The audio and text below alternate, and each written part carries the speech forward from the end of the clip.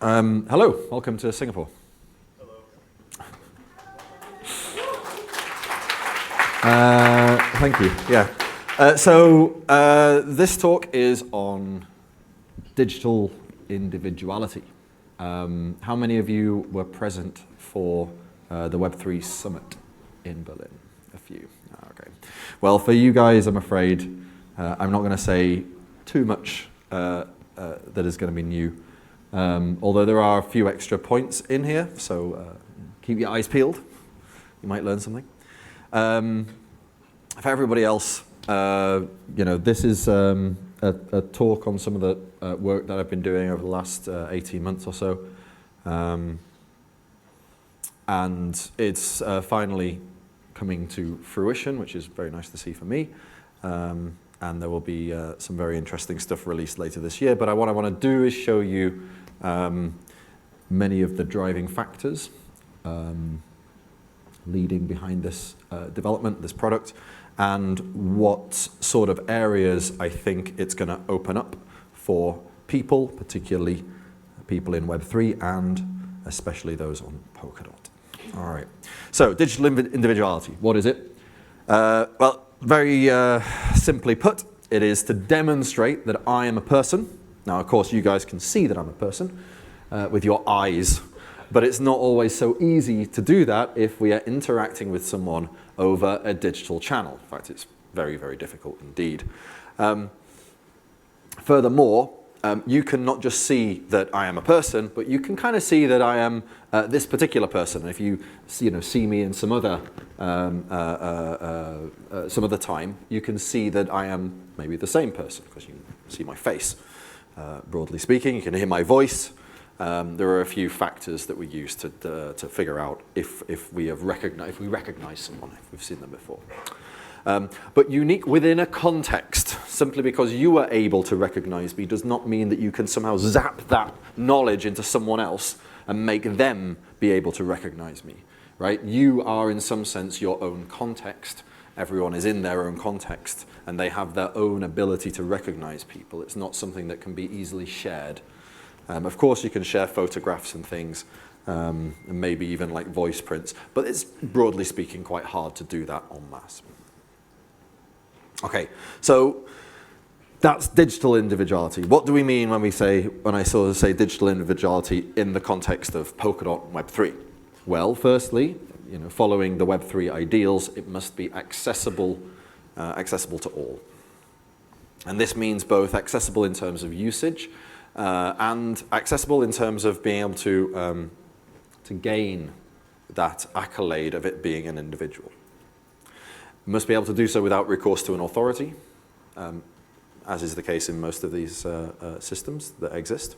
And it must be unlinkable with my various other interactions, including my meat space interactions. So like my passport, for example. I do not want this to be linkable to whatever Web3 mechanism it is that demonstrates I am an individual. Let's take a step back, because I think this is like very important. We shouldn't just be developing things because we think it's, it seems to be like, we think it's probably interesting to develop. That's all very well, and especially if we're doing it in our spare time and it's just fun to do, then it's like, well, fair enough. But if we're actually dedicating resources to something that could otherwise be used in some other place, I think it's very important that we understand why this is a useful deployment of those resources. To do this, I'm going to be a little bit, I'm going to be fairly formal about it, because I think this is kind of helpful sometimes when building arguments. So my first theory is that all stable social systems need some form of governance. Now, there might be one or two anarchists in the audience. Die hard, no. It's just every person for themselves. No, I think broadly speaking, this is not a controversial position. Second theory, democratic mechanisms are essential apparatus of government. This maybe is a little bit more controversial. There are certainly some modern examples of governments that are not particularly democratic or do not involve particularly significant democratic mechanisms, and yet seem to be working, at least have been for a generation or two. It is not yet clear, at least to me, that these forms of governance are going to be especially long-lived. Maybe they will, maybe they won't.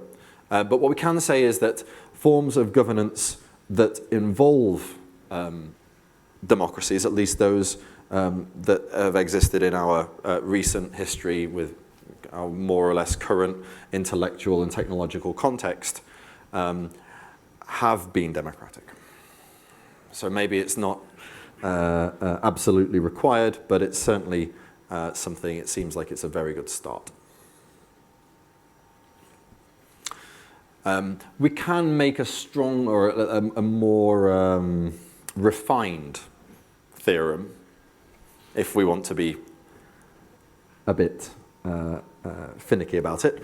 Democratic mechanisms are essential apparatuses of governance within the free world. This, it seems, is pretty unassailable as a position. Theorem 3. Humanity is fast transitioning to the digital realm.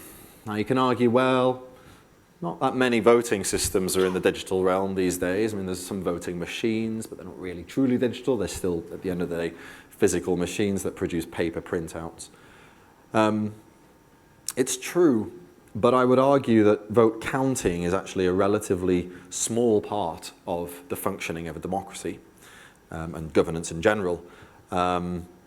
And an awfully large part is that of discourse. The underlying factors that surround the actual votes prior to them being casted. And in this imagining, the digital realm is increasingly central to democratic mechanisms. And we see this increasingly in modern discourse, like in the news, in commentary of the news, in books, and so forth. As discourse shifts into the digital realm, in essence, much of governance shifts similarly into the digital realm, and it becomes little surprise that the US government wants to ban things like TikTok. Theorem 4. Web3 is the norms and principles of the free world applied to the digital realm. This probably isn't, I've not stated this before. I only really sort of thought about it earlier today. But this is really what we're kind of trying to do with Web3. It's like we're taking, at least, you know, this is where I'm coming from, taking the principles that I was sort of educated according to. It's like this is like the civilized world. It took us ages to get here, like literally. And since, you know, I don't know, 1500, 1600 or so, we've had this like philosophical revolution, and it turns out that, you know, we should be very not emotionally driven, not driven by like passions or anything, but driven by rational discourse in order to come to an idea about how the world works and what decisions we should take. And we should be open about this discourse and so forth. And there are some things that you need to have this as your system, as your social system, as in some sense as your governance system, but also as your broader system of society. And they're not necessarily written down in any one place, but I think there are plenty of commentaries that will describe them in broad terms. And Web3 is really an attempt to take this into the digital realm, because up until Web3 came along, really it was just sort of Web2 that was the norm. I mean, it still pretty much is, but like it went without question even. And Web2 totally disregards the norms and principles that has given rise to the free world and the open society. Yeah? And Web3 is an attempt to bring these principles back and sort of create a digital realm that is in line with the norms and principles that have delivered us our freedom, at least some of us. Lemma 5, so fifth theory. Without strong individuality, democratic mechanisms are impossible. Now this also may seem to be not so obvious, but in fact I would argue it's becoming increasingly clear. One of the people I'm going to draw upon is this philosopher and historian. He's quite famous these days, wrote some very influential books. Yuval Noah Harari, and he wrote in The Economist last year. The Economist is a newspaper, for those who don't know. He's quite sort of critical of AI, as to some extent am I. And he points out, if I'm having a conversation with someone and I cannot tell whether it is a human or an AI, well, that's the end of democracy. And I would say that probably beyond the end of democracy, it's probably the end of the free world. Because democracy, broadly speaking, is the only way that we have at present, at least, to deliver the free society. Now this I think is like a pretty, I mean, he was obviously not pulling his punches when he was saying this, but I think it's well worth sort of ruminating on. This is an important point that is made, and it's not immediately clear what the answer is, because there's an awful lot of powerful individuals and organizations that are very keen on continuing to develop AI into the heavily centralized behemoth that it surely will ultimately become. Theory 6, blockchain systems are social systems. Now, this, I'm not sure, I mean, maybe it's not so controversial. I think in the world of Polkadot, it's not so controversial. I think if you move to sort of the Bitcoin maxis, yeah, they might argue with me a bit, and they might say, no, Bitcoin was like, kind of like the Ten Commandments. It was bestowed on us by God in the name of Satoshi, and it need never change, But the reality is that there's a development team behind Bitcoin. There are several people who maintain implementations of Bitcoin, even if there is only one true implementation. And in such as Bitcoin is essentially, quote unquote, run by humans, or at least maintained by humans, then it is a social system, albeit a pretty prehistoric one compared to blockchains like Polkadot. Now we can say, all right, we can also make a tighter theory here and say, well, okay, the blockchain systems capable of evolving themselves are social systems. This, I feel, is certainly the case at present. To the degree that Bitcoin is capable of evolving itself, then it is a social system. I think kind of the point is it can't really evolve itself because as a social system, it's pretty retarded. And, I don't think Bitcoin's alone in that regard. So, conclusion. Blockchains need strong individuality to survive, because if they cannot evolve, they cannot survive. The world is changing. It's the reality. Technologically, socially, politically, economically, the world is changing. You cannot expect that something that was relevant to one instance of the world will continue to be relevant to an almost unrecognizable instance of the world. It needs to be able to adapt like any life form. And the free world, I posit, needs its principles and norms placed in some immutable fashion in the digital realm, which for now I'll just shorten and call it Web3. And by extension of the needs of Web3, strong individuality in order for it to survive, which is a sobering thought, given Web3's relative lack of adoption. All right, now that I've put my philosophical flag in the sand and said this is important stuff, let's think a bit closer about individuality. Because I think there's a lot of stuff that can get confused with individuality.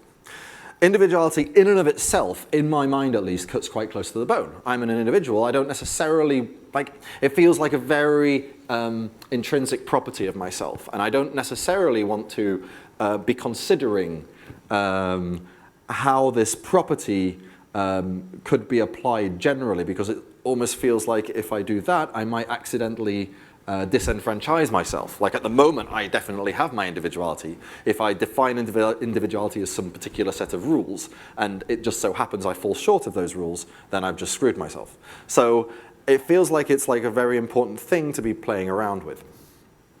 Nonetheless, I think it's a very important thing to get right.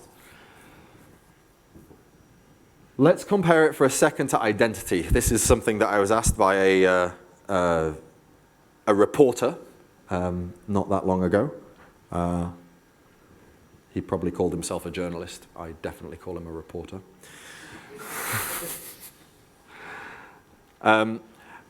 Comparing these two concepts, they are related, right? They are both properties of people.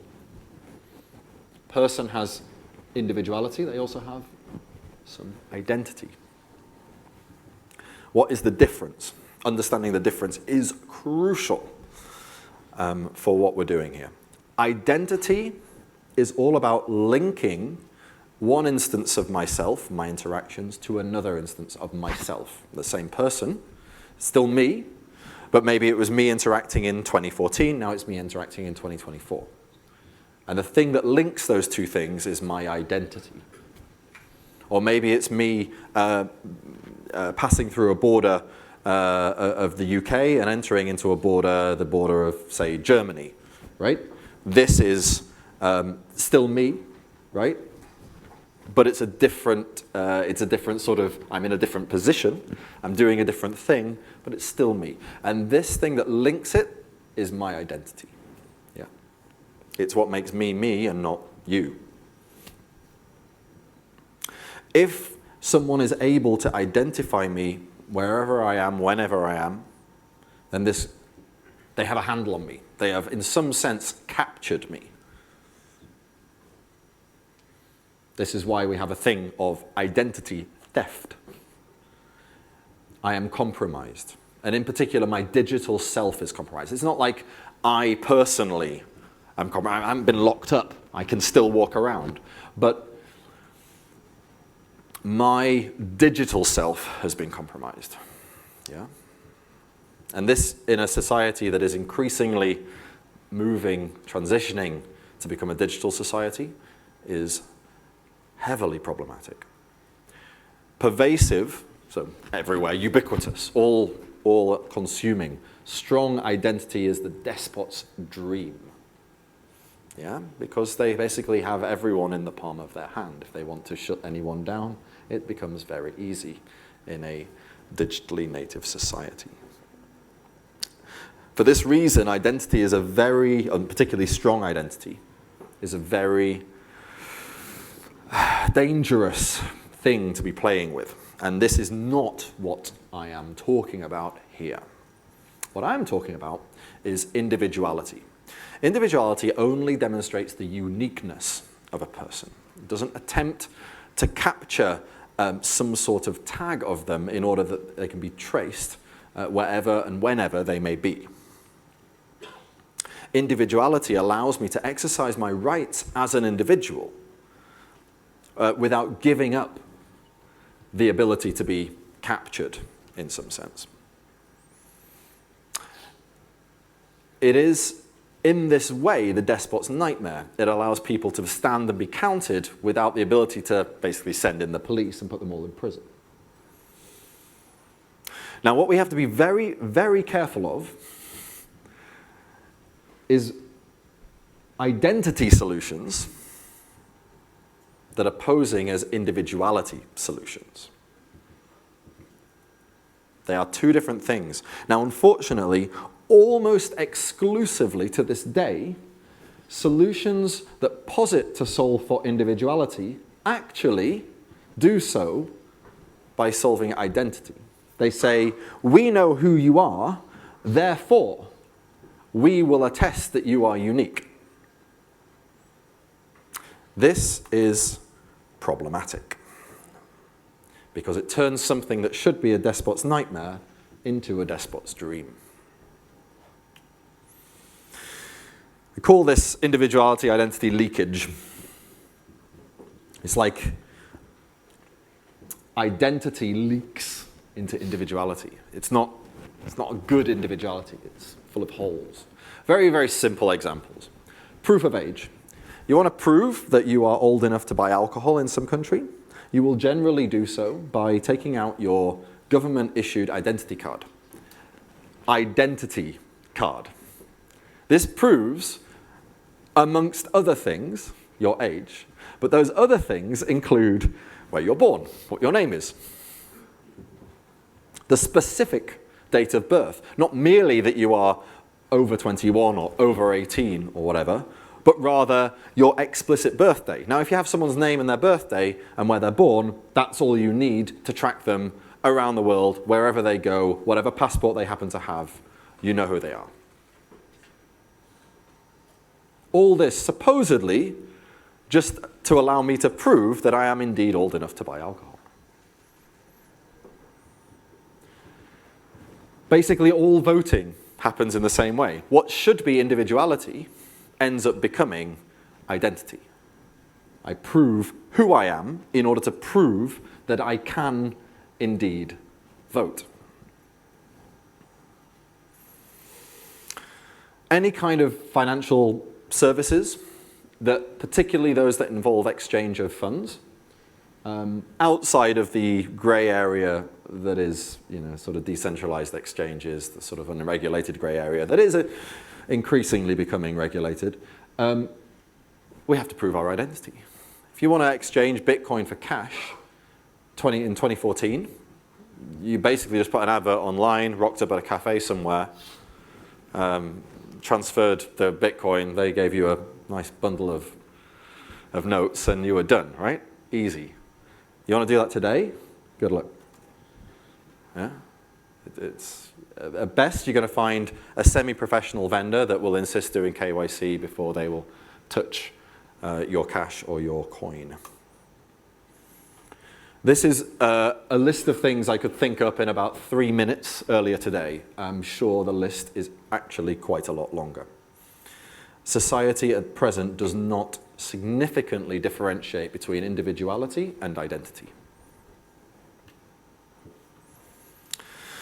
So let's think a little bit deeper into the problem of individuality. Individuality is not a logical, digital, native construct.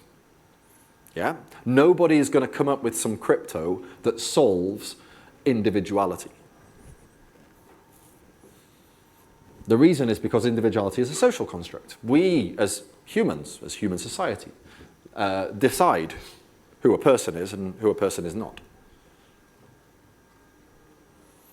So we can't prove it with math. We have to discover, in the same way that we discover the wavelength of the light that everyone agrees on is red. And we have to find a consensus over its validity. There is no silver bullet, and those who are proposing there is are probably selling snake oil. Enlightened discovery, as we know because we read Enlightenment philosophy, involves the collection of evidence, the evaluation of that evidence, and an overall judgment. We can't really rely on like a set of trusted people because, well, we are in the Web3 realm. We do not rely on trust. Evidence must therefore come straight from the primary source, not Wikipedia, where we're looking for secondary sources, because Wikipedia is ultimately based on trust and reputation. And that evidence needs to be open for everybody to check. we are trying to build in the open society. Now we have a principle of universality, because ultimately this is Web3. We expect to be able to put this on a blockchain and just use it, and therefore we require a single judgment. You cannot have a person be a person in one context, but not a person in another context. This would be very dirty and problematic. So overall, we need to find consensus on what kind of evidence we need in order to argue that somebody is a person, an evaluation criteria that would work on that evidence to allow us to arrive as an actor, as a single actor at a judgment, and then overall how we arrive at a shared judgment, a consensus. And with these three things, we can begin to imagine a Web3 digital individuality solution. So I'm calling a digital individuality mechanism really just this, the collection, evaluation, judgment of evidence. Right, good. Web3 digital individuality. What, talking now specifically about the system that I've been working on.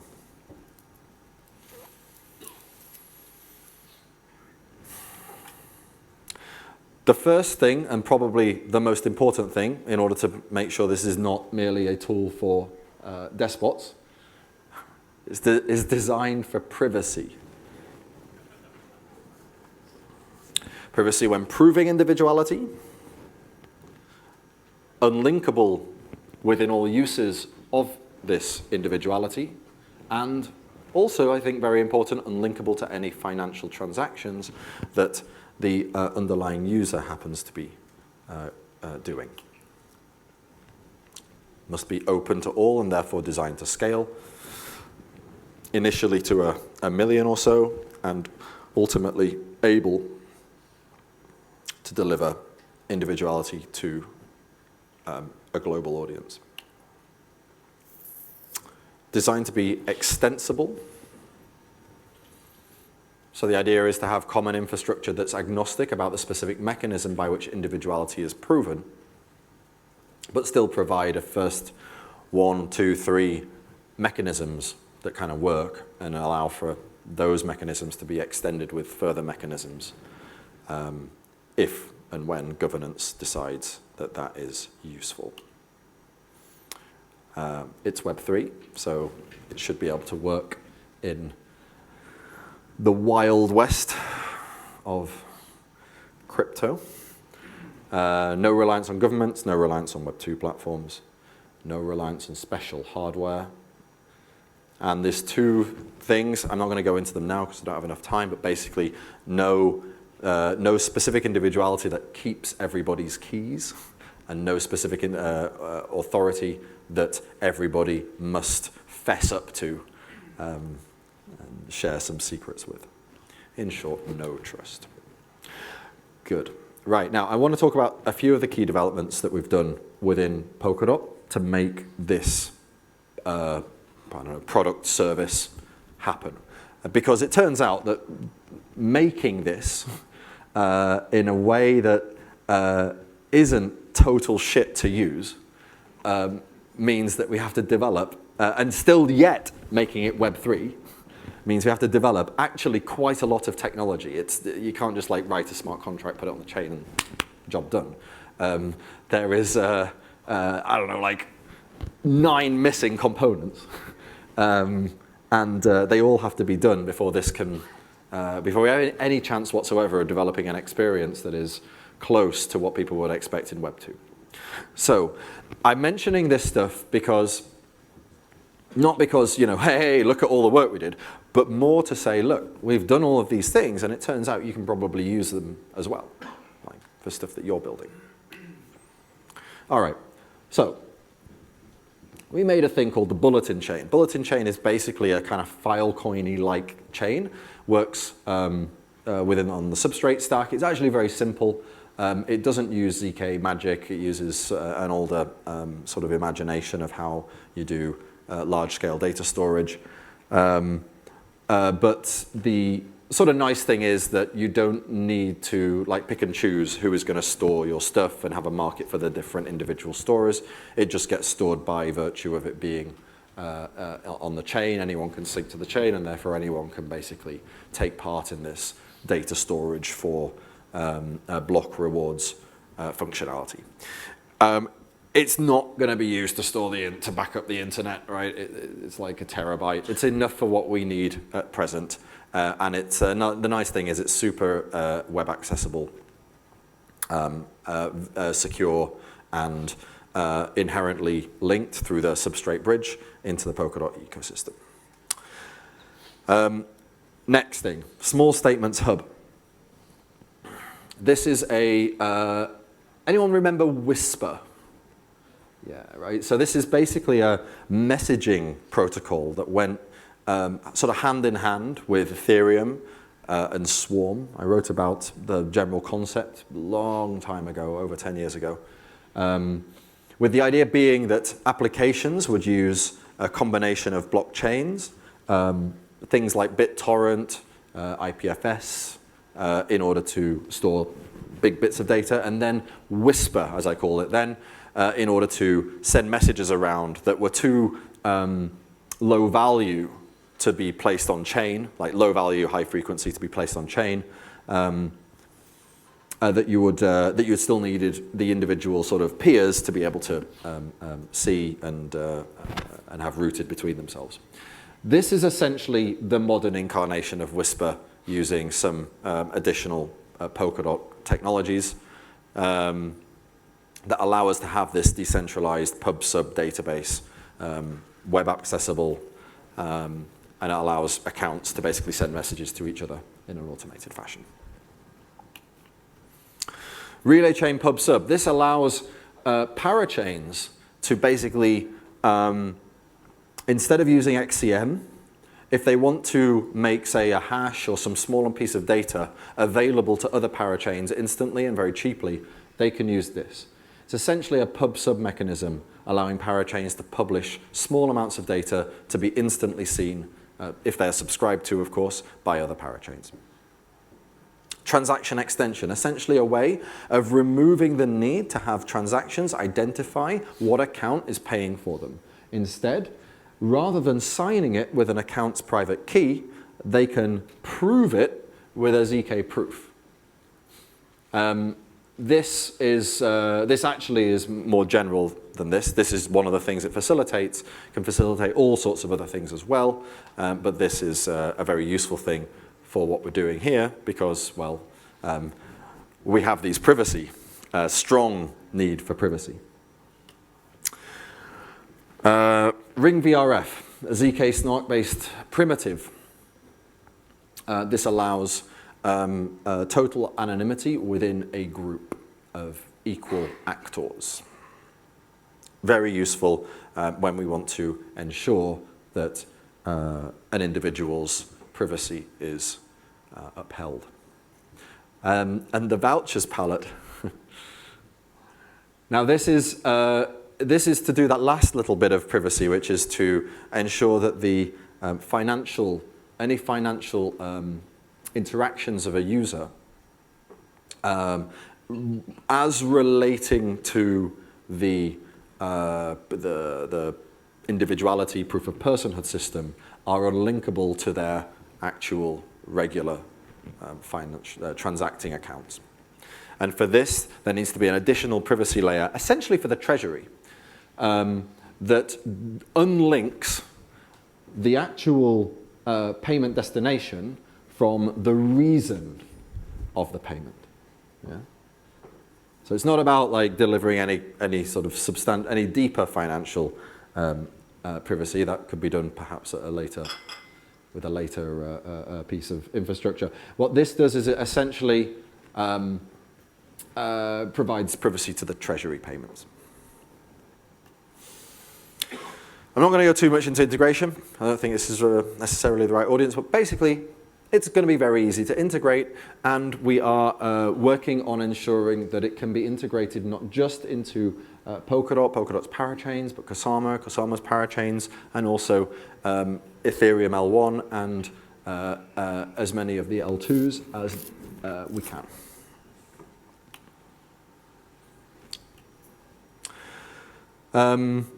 Yeah, I'm not going to go too much into this stuff. Okay, so yeah, user access will be centered around a sort of flagship citizenship app available on iOS and Android. There's a secondary web app developed internally at Parity, and of course, everything being based with open APIs, blockchain, open palette APIs, and so forth.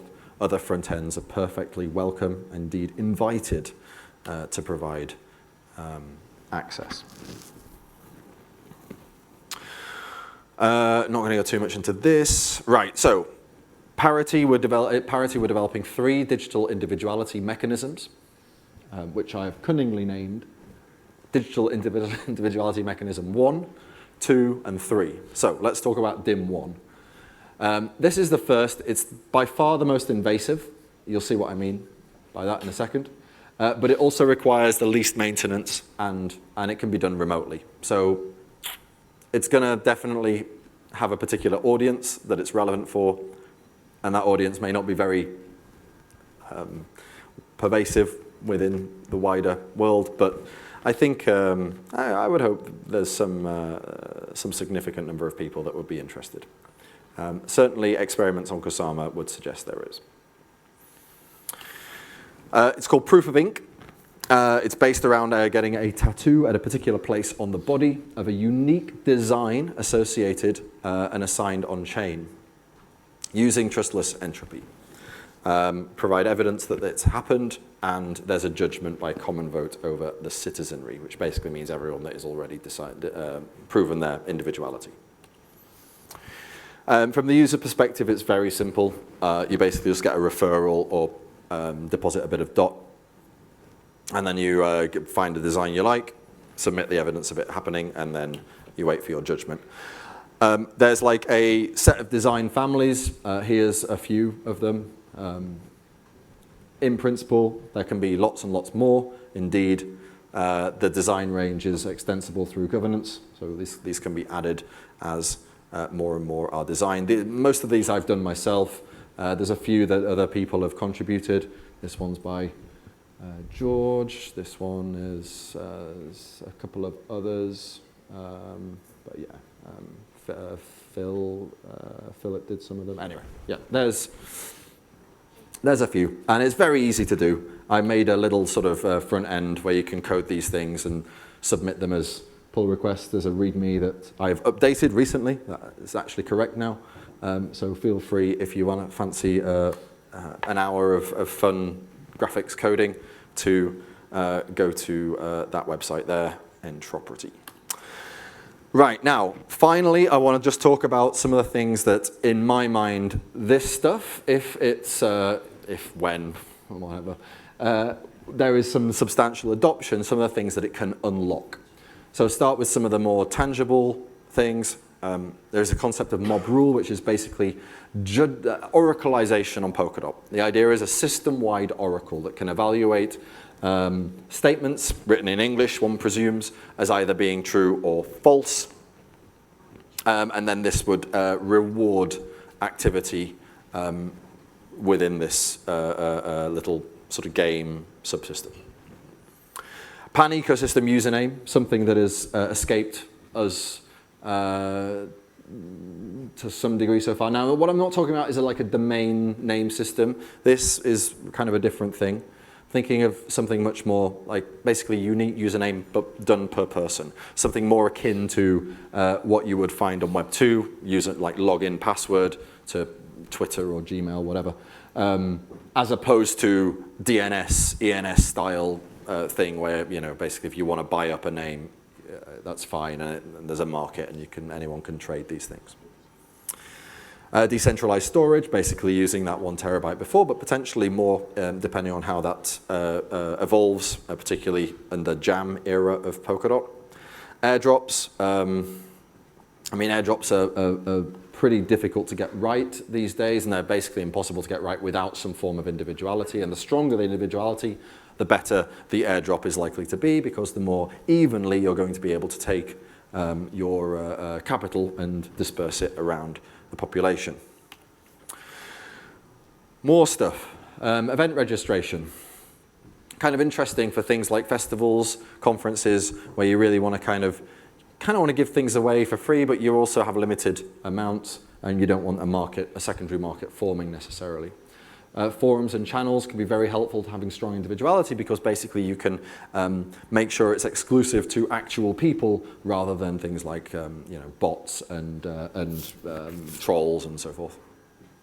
I say actual people. Trolls are actual people too, I guess, but we don't necessarily want them in the forums and channels. Specialized NFTs that center around personhood level metrics. For example, many games, simple one, Pokemon Go, they don't want to give too many things to one player and too few things to another player. Broadly speaking, they want players to be able to accrue in-game assets more or less the same pace. And that's hard to do if you don't have Sybil resistance, proof of individuality. Stronger the Sybil resistance, the kind of better the game, because the less one player can really game it in a way that wasn't intended.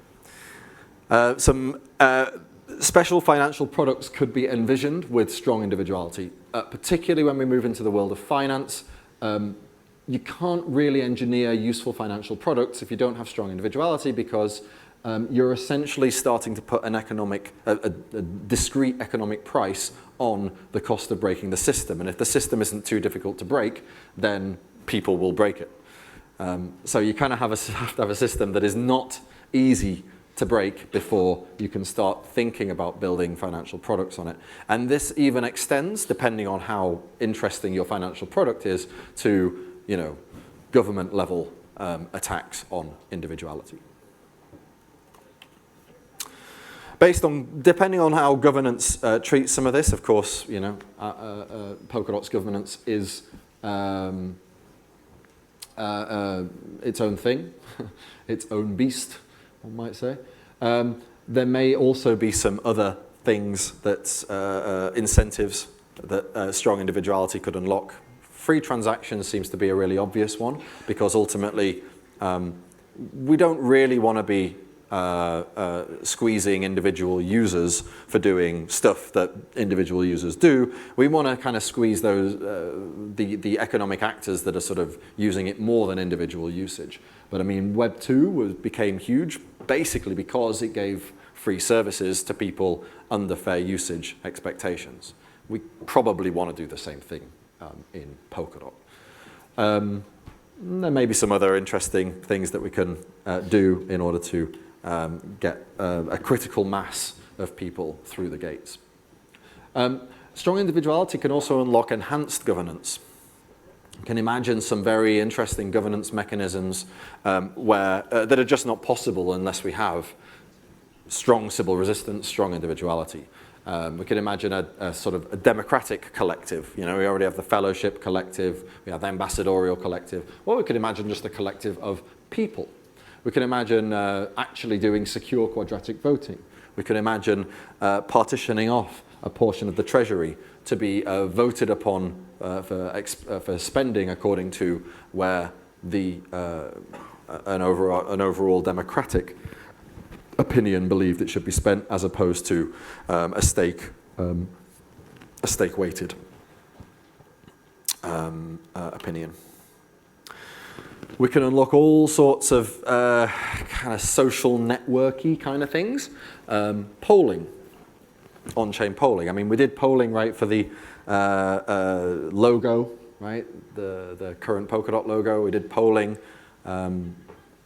for the vote on redenomination way back.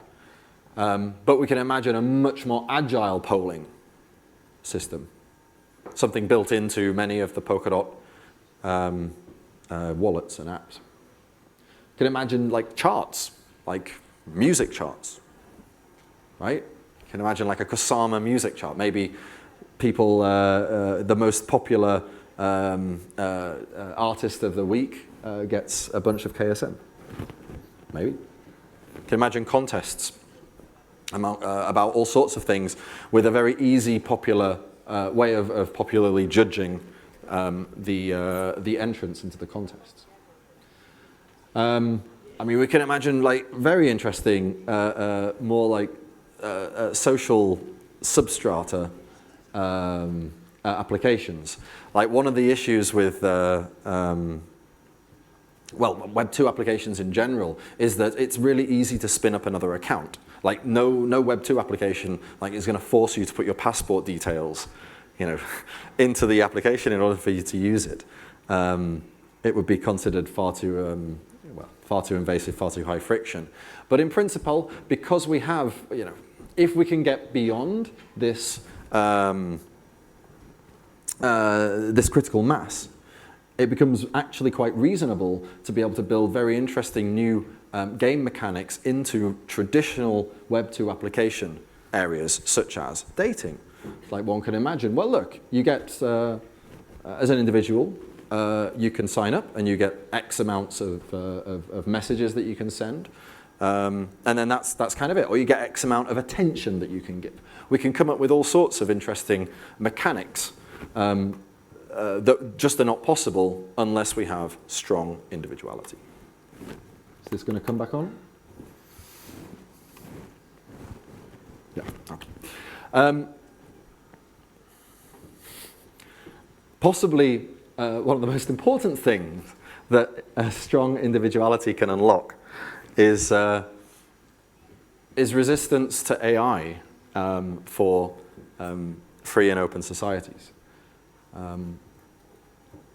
And to my knowledge, at least, while this is slowly becoming acknowledged as a strategic problem for the free world, no one's really putting forward an especially useful solution beyond regulation. And I fear that regulation is not going to be much of a solution. With strong individuality, we can do things like ensure that a message, even if it cannot be tied, or a message, or articles, and anything that you might read on the internet, even though it cannot be tied necessarily to an individual, to a specific individual, we can still ensure that it's tied to some individual, as opposed to an AI. And, well, then you say, well, suppose this individual actually just uses an AI and makes lots of different things and posts them all. Well, we wouldn't necessarily force everybody to post the same thing under one single alias, but we could have a sort of weighted alias system, whereby if you are someone that just tends to post under your own identity, then you would always use your best alias. And if you are someone that wants to create a huge, army of a brigade, right? That's what they call them. Basically, an army of trolls or whatever. Then you would have to use your increasingly less powerful aliases, which would be able to be recognized by your readers as, obvious pseudonyms. You wouldn't be able to present yourself as being 10,000 different individuals. You would be, at best, one individual and 9,999 aliases of varying strengths. Good. With that, I'm going to call it a day. I've already gone over time, so thank you. And I hope you enjoy the rest of the conference.